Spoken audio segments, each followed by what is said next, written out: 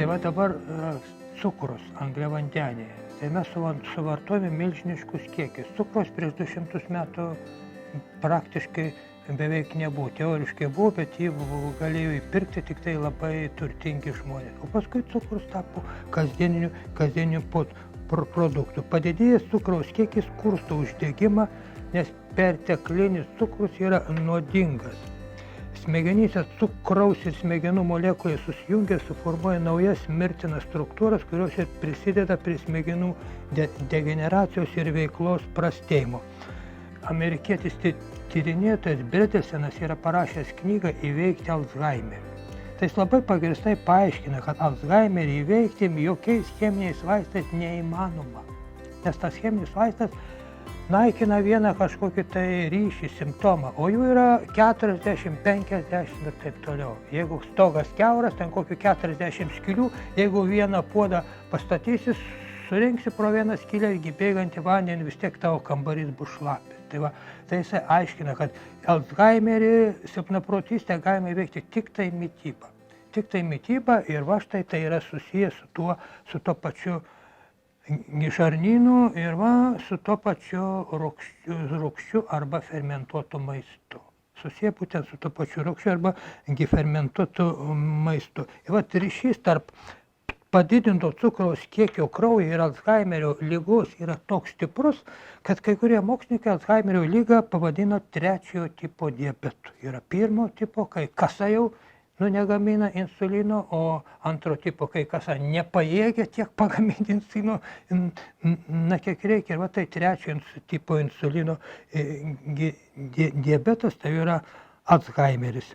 Tai yra dideli insulino ir cukraus kiekio kraujyje yra 2 svarbiausi Alzheimerio rizikos veiksniai. Na, jis taip ir sako, cukrus yra priklausomybę sukeliantis nuodas. Ta daugelis jaučia, kad atsisakyti cukraus saldumynų yra labai sudėtinga. Tačiau taps nesudėtinga, jeigu jūs pradėsite vartoti daugiau rūgšties, fermentuoto rūgštaus maisto. Ir man tai buvo, aš taip pat buvau pripratęs prie saldumynų ir valgydavau, kai pradėjau vartoti rūgštį, tai man saldumynai savaime atpuolė. Dabar tik dėl malonumo ir nėra to poreikio, kai valgai saldumynus, jų nori, o kai valgai rūgščiai, pavalgai ir ypatingai jeigu riebaus maisto, jie ilgą laiką nenori. Dabar knygynuose neseniai pasirodo knyga prieš metus ar kiek, viskas dėl angliavandenių. Tokia stora knyga su daugybė paveikslėlių. Ten yra apie angliavandenius, bet atrodo, aš jos nepažiūrėjau visos ištisai, atrodo, kad apie mikrobiomą dar nėra. Tai angliavandenius, jeigu sumažinsi, tai iš karto mūsų sveikata pagerės. Tai mes jau tos dalykus aptarėme apie skaidulas ir maistą, tai aš jums čia jau, kaip sakiau, yra 4 pavadinimai. Yra antibiotikai, yra probiotikai, yra prebiotikai ir pre plus probiotikai. Tai antibiotikai prieš gyvybę, probiotikai už gyvybę, prebiotikai tai yra tai, kas padeda gyvybei ir yra pre plus pro. Pro plus pre, tai yra rauginti arba fermentuoti maisto produktai. Ten yra ir bakterijos, ir būtent maistas pačiom bakterijom. Kad ir tas pats fermentuotas aviso gėrimas, ten yra ir bakterijos, ir būtent tas skaidulos, kurios yra maistas bakterijos. Maistas bakterijoms. Jeigu didžiąją maisto dalį sudaro menkai skaidulų turintys produktai, kaip makaronai, balta duona ar picos, tai tada mūsų sveikata bus bloga. Ir tada nereikėtų staigiai pereiti prie didelių būtent skaidulų porcijų kiekių. Nes tada jos tiesiog, tos bakterijos, jos turi prisitaikyti prie šito. Ir kai jų padaugės, tada mes galėsime vartoti ir didesnius skaidulų būtent kiekius. Ir vien tik tai probiotikai be skaidulų mažai ką padės. Reikia ir bakterijų, tai aš nuolat tą sakau, ir kartu būtent maisto pačiom bakterijom. Na va, ir kaip sakiau, trečias būdas, kaip atstatyti žarnyno mikrobiomą, tai yra mažiau angliavandenių ir daugiau riebaus maisto, daugiau būtent riebalų. Ir čia mes dabar pakalbėsime apie dvi tokias savokas, kurios yra retai vartojamas, tai yra pirmiausia ketolizė ir glikolizė. Tai yra ketolizė, tai yra kada virškinimui, energijai ir mitybai naudojami riebalai, o glikolizė, kai naudojami angliavandeniai. Ir va, daugiausia mūsų pramoninių maistų bemintančių žmonių organizmuose vyksta glikolizė. Vyksta glikolizė ir todėl iš to būtent kyla visos tos problemos ir daug suvalgome ir būtent nuolatinis alkio irgi nuolatinis alkio jausmas. Taigi apie ketolizę. Pirmiausia, reikia atskirti dvi savokas - ketozė ir ketolizė. Tai jos kartais yra sumaišomas, kaip aš pažiūrėjau internete, tos savokos yra sumaišytos. Ketozė yra blogai. Ketozė tai yra tai, kas stovi. Kaupimasis. Tai yra, kai staigiai dėl tam tikrų priežasčių organizme pradeda rinktis daug ketonų. Ketonai tai yra riebalinės rūgštys ir tai yra iš suskaidyti riebalai, vadinami ketonais. Tai yra riebalinės rūgštys ir jie parūgština kraują, bet jeigu dėl tam tikrų priežasčių jų susidaro per daug, tada tai vadinama ketozė ir tada jau yra blogai. Tai apie tai mes nekalbame, tai yra liga, o mes kalbame apie ketolizę. Lyzis yra kita galūnė graikiška, lyzis tai yra skaidimas. Tai yra ketolizė, tai yra riebalų tų ketonų skaidimas ir jų panaudojimas organizmo mitybai ir to pačiu netgi smegenims. Yra paplitęs mitas, kad smegenys minta tik tai gliukozė, tai yra angliavandenis. Nieko panašaus, žmogus gali iš viso nevalgyti angliavandenių ir jis puikiausiai veiks, netgi jisai geriau veiks ir geriau funkcionuos, bus sveikesnis. Būtino kiekio angliavandenių nėra, o būtinas kiekis yra baltymų ir riebalų. Angliavandeniai yra naudojami tik tai energijai palaikyti. Angliavandeniai naudojami tik tai energijai palaikyti, o baltymai naudojami kūno statybai, ląstelių statybai ir jeigu jūs suvalgote per daug, tada jie naudojami energijai palaikyti. Ir taipogi baltymai, ir todėlgi baltymų turi būti tam tikras būtinas kiekis ir taipogi būtinas kiekis turi būti riebalų, kurie taipogi naudojami kūno statybai ir taipogi energetinėms organizmo būtent reikšmės. Na va, štai žmonės turintis antsvorį, juose vyksta tik tai gliukolizė. Kodėl? Riebalai pas juos yra kaupiami. O kodėl yra kaupiami riebalai? Todėl, kad yra nesuvartoti angliavandeniai. Angliavandenių, kai suvalgoma per daug ir kol angliavandeniai nesunaudoti, organizmas riebalų nedegina. Nedegina riebalų, kol nesuvartoti angliavandeniai. Taip yra susiklostę istorinis, taip sakant, per ilgą evoliuciją, per ilgą vystymąsi, riebalai yra dvigubai kaloringesni ir organizmas jos kaupia atsargai. Ir energijai naudoja tik tada, kai suvartojami yra angliavandeniai. Ir dabar įsivaizduokite, kraujyje telpa tik 6 gramai gliukozės. Šitų 6 gramų gliukozės mums energijai palaikyti užtenka 15 minučių. Taigi mes nevalgom kas 15 minučių, mes prisėdam prie stalo ir sukertam ten tas porcijas ir va štai. Ir va ta likusi gliukozė, o organizmas kaupia akumuliatoriuose glikogeno pavidalu, tai yra kepenyse ir raumenyse ir ten susikaupia jų iki 350 mg glikogeno, tai yra perkeisto angliavandenių, perkeisto krakmolo, kurių užtenka energijai palaikyti maždaug 15 valandų. Jeigu pas tave virškinimas yra geras, viskas tvarkoj, tai tu sočiai pavalgęs, valgyti turėtum nenorėti mažiausiai 12 ar tai 15 valandų. Jeigu ne, tai reiškia tavo glikogeno akumuliatorius blogai veikia. Ten, kad jis yra pakrautas, bet jis neatiduoda. Blogai atiduoda energiją. Blogai būtent atiduoda energiją. Ir aš noriu dar valgyti. Akumuliatorius neišnaudotas, aš valgau dar. Ir jisai labai greitai prisipildo ir tada tas angliavandenius, papildomus angliavandenius, organizmas verčia riebalais ir atideda atsargai. Taip jau yra susiklostę. Ir vat kol būtent angliavandeniai nesunaudoti, tai riebalų organizmas nevirškins, atidės atsargai. Tai va, ir kad šitas akumuliatorius pradėtų veikti, kraujas turi būti šiek tiek rūgštesnis. Va tai yra pastebėta augalos dygstančiame grūde.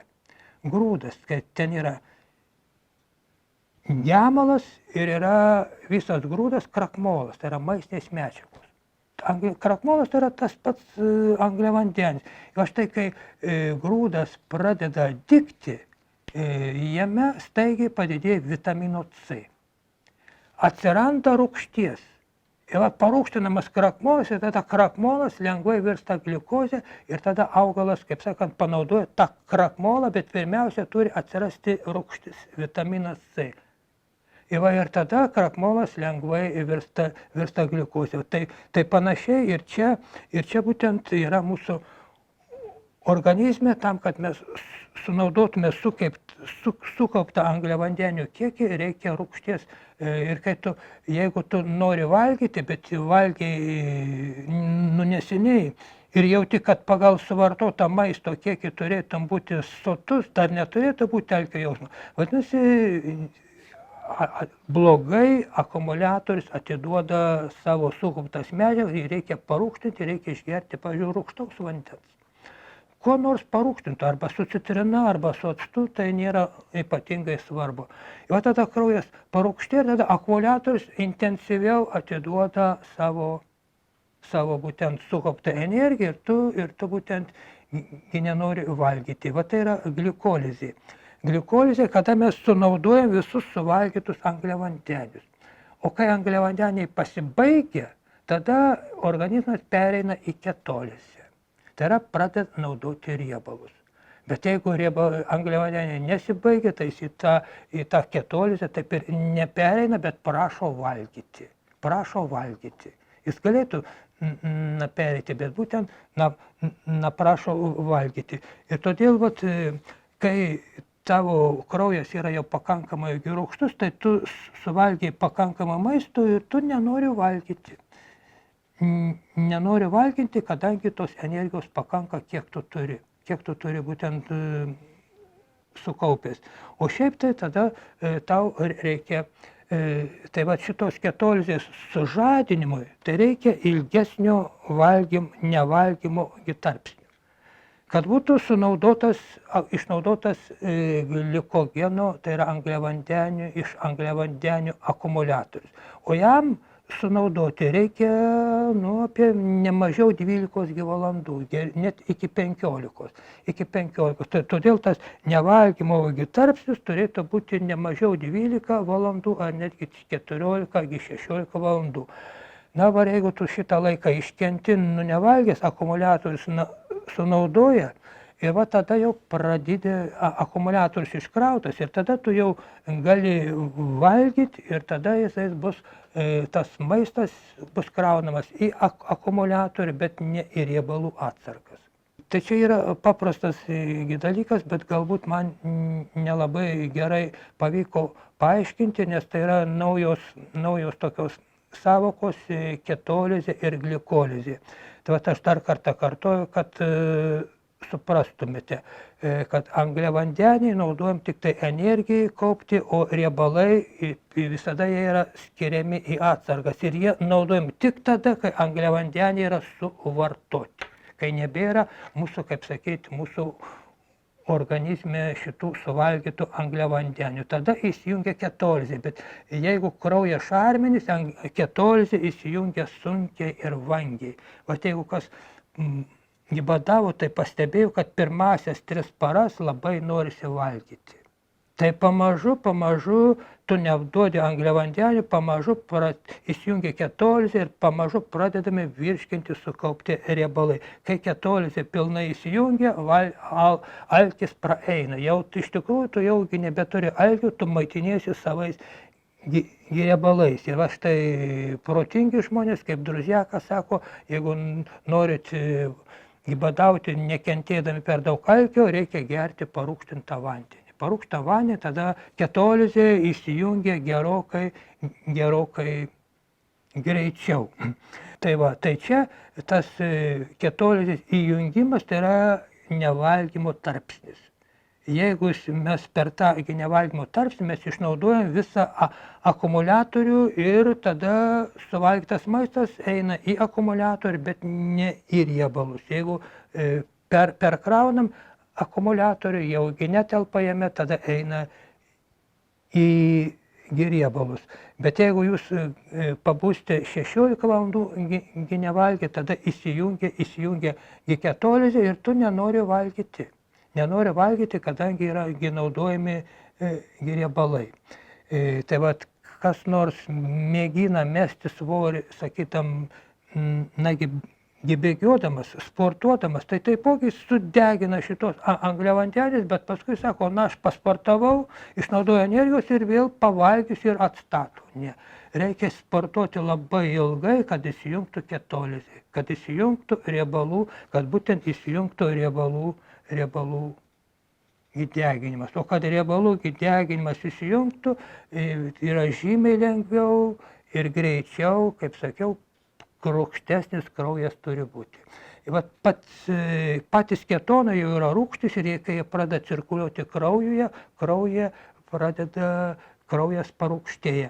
Ir dabar Jungtinėse Amerikos valstijose jau yra pagaminti prietaisai, kurie matuoja ketonų kiekį kraujyje. Ne cukraus kiekį, bet būtent ketonų kiekį kraujyje. Vat kiek pas tavyje yra šitos ketolizės. Jeigu mažas kiekis, tai ketolizė nevyksta, tu gyveni ant angliavandenių, tik tai tu gyveni būtent šitą glikolizę. Ir tada tu gali pasimatuoti savo ketonų kiekių. O pas mus, kai matote, matuojamas tik tai cukraus kiekis ir nematuojamas insulino kiekis.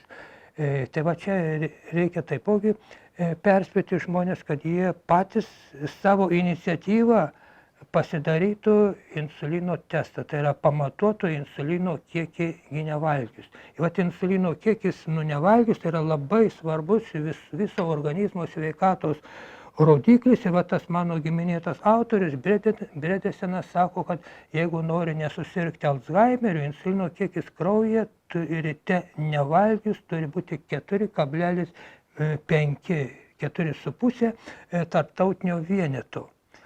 O jeigu pažiūrėsite į laboratorijų normas, pavyzdžiui, Antėjos, tai ten norma yra leistina nuo 5 iki 25.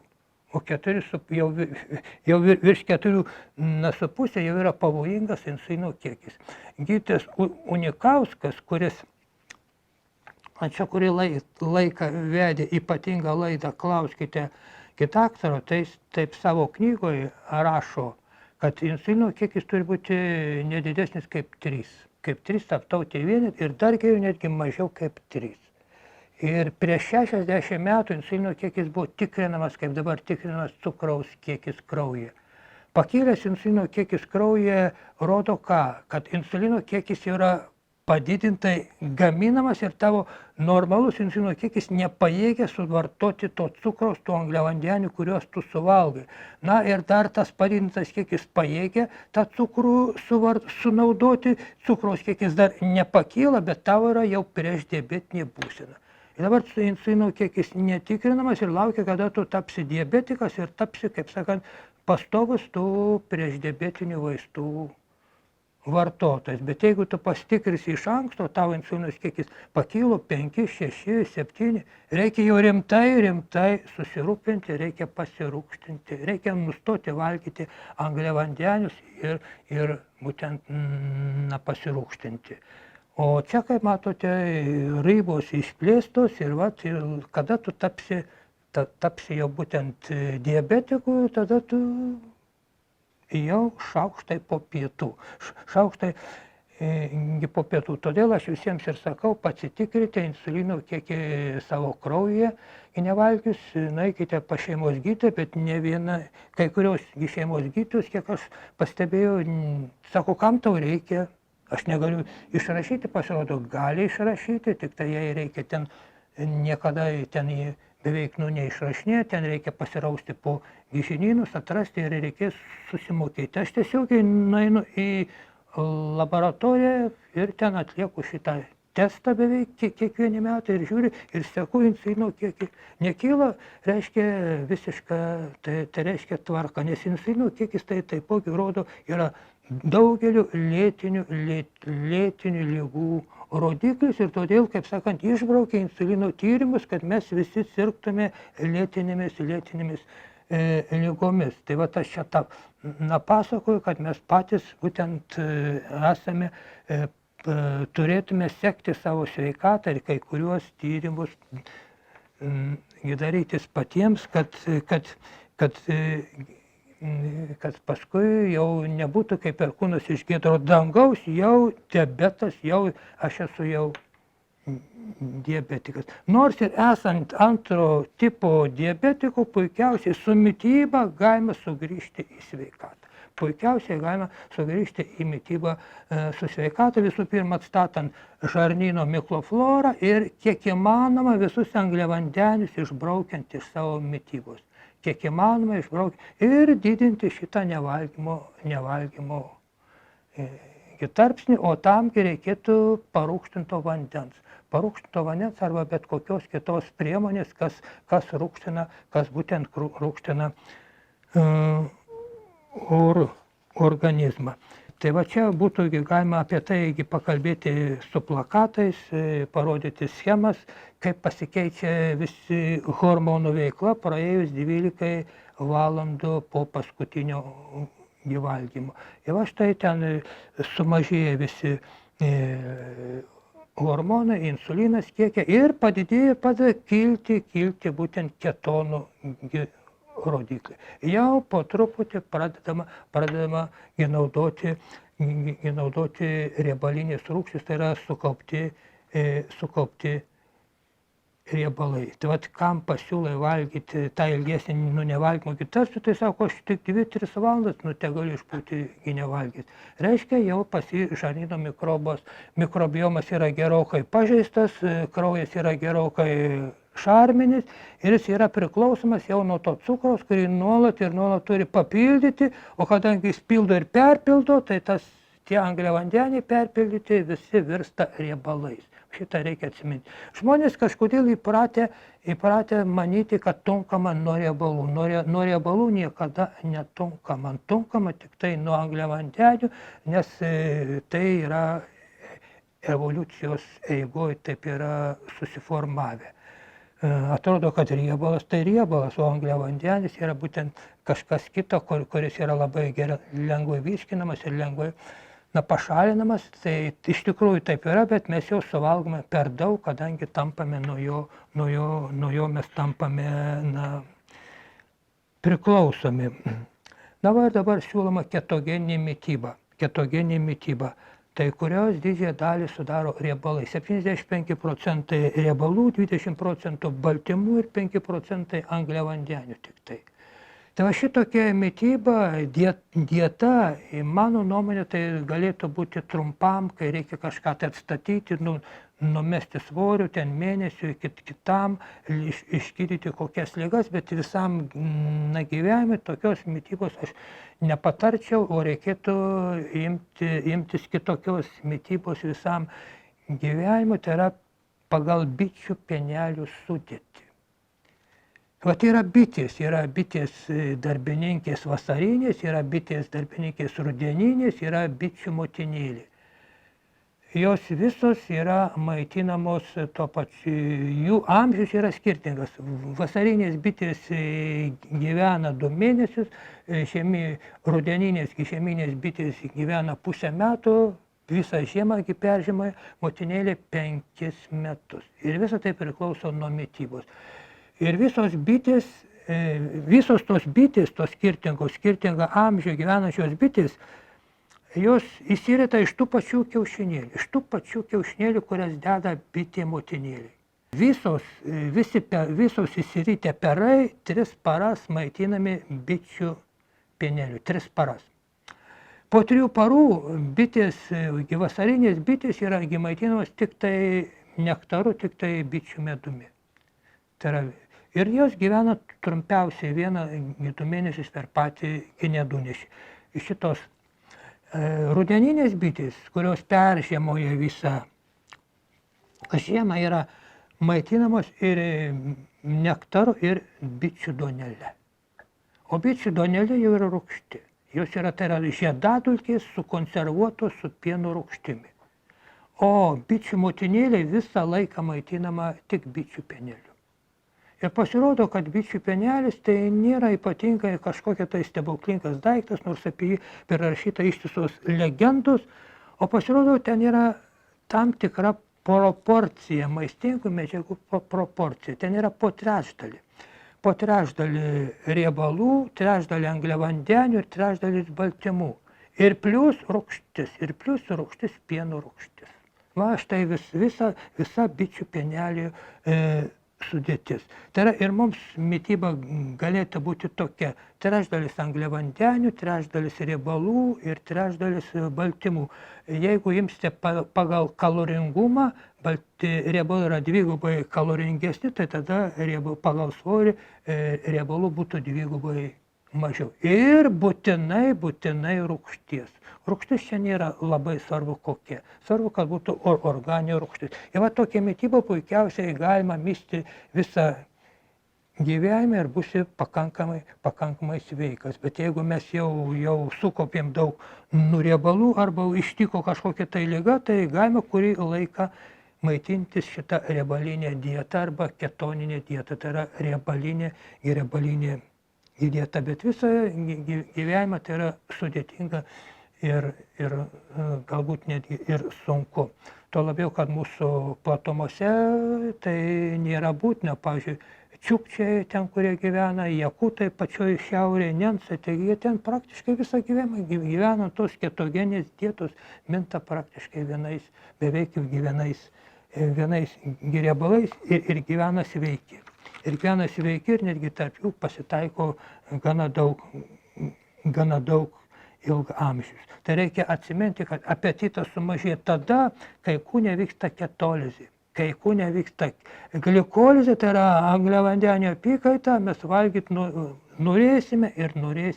Vat, įjungti ketolizę. O įjungti ketolizę yra keletas būdų. Vienas būdų tai yra badavimas. Bet ilgai negali badauti. Va toks patogiausias būdas įjungti ketolizę, tai yra mažiau suvalgyti angliavandenių, yra ilgas nevalgymo tarpsnis. Senovėje taip ir būdavo, valgydavo 2 kartus, o kartais netgi 1 kartą per dieną. Bet stipriai nepavalgydavo, pasikrauna akumuliatorius ir tada jis puikiausiai tave maitina visokiais būdais ir energiniu požiūriu žmogus praktiškai nejaučia alkio. O jeigu nejaučia alkio, o jeigu valgom angliavandenius, tai tada alkis.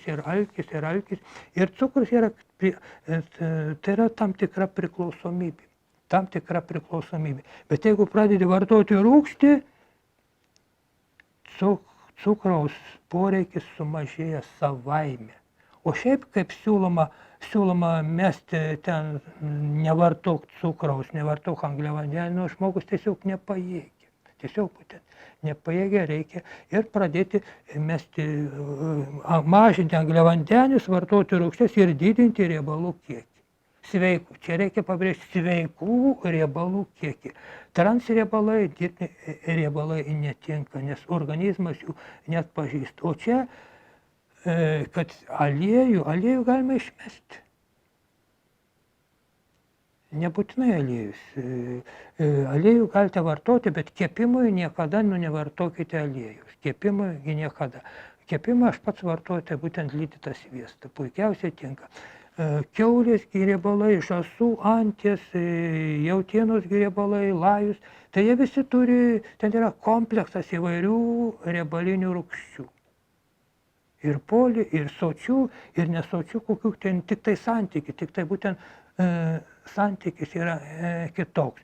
Ir va, čia per reklamas yra bereikalo dirbtinai iškeltas aliejus.